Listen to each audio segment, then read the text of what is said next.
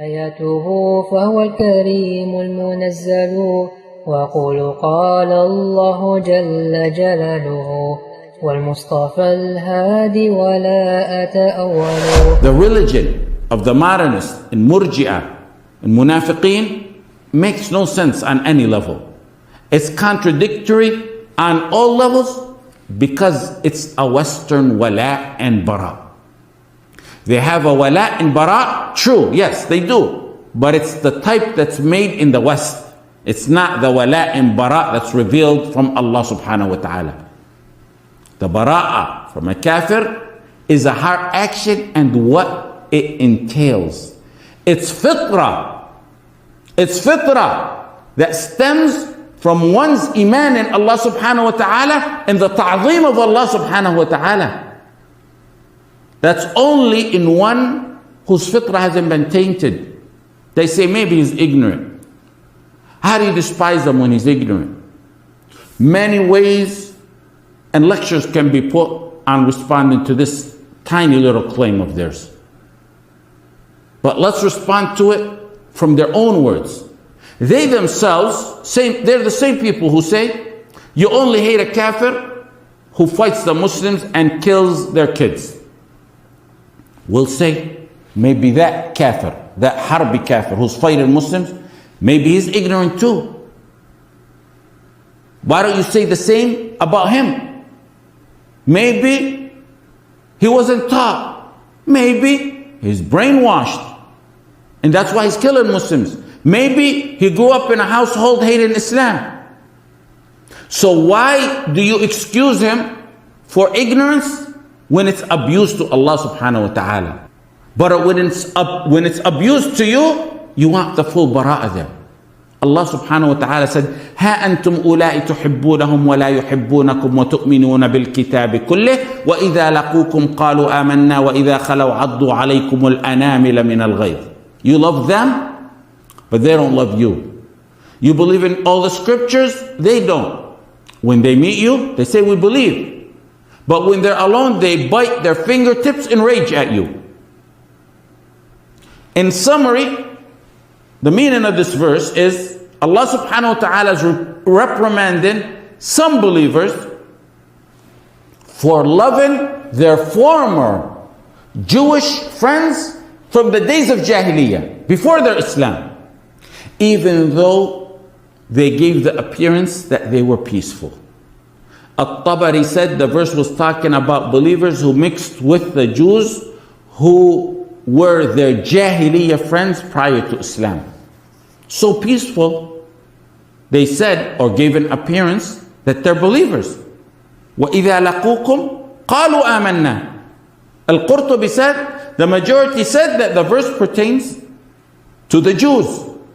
Listen to this astonishing statement on wala and bara by someone who lived among the kuffar in Al-Habasha. And it applies to everyone, but more specific to those who live among the kuffar and lose their wala and bara, especially those in the West. The one who said the statement was treated with royalty in Al-Habasha.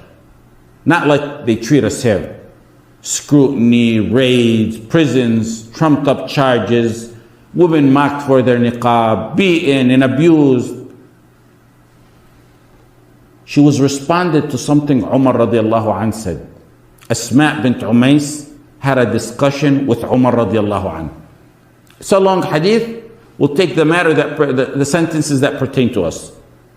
It's in Bukhari and Muslim. She said, كنتم مع رسول الله صلى الله عليه وسلم يطعم جائعكم ويعظ جاهلكم وكنا في دار أو في أرض البعداء البغضاء في الحبشة. في أرض البعداء البغضاء في الحبشة. You were here with the Messenger sallallahu alaihi wasallam who fed the hungry and taught the ignorant ones. We were over there in the land al-Bu'ada, the far distant land, which is by some ulama it means distant in lineage. She was referring to Al-Habasha, Abyssinia. Al-Bughada, The lands of the people hated. Hated? Why? Because no matter what they did, they're still kuffar. The ulama said, Al-Bughada fi ad-din li'annahum kuffar illa al-Najashi. They took her in. They took the Muslims in.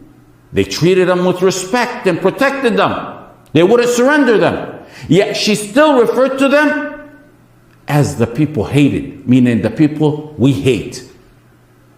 The deen in Tawheed remains a barrier no matter what good they do.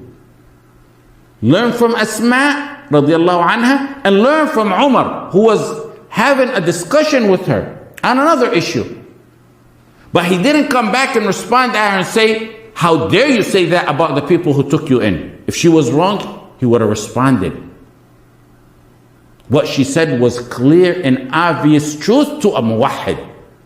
Taking us in or kicking us out, treating us good or treating us bad, abusing us or not, the Bera-ja remains intact and the same.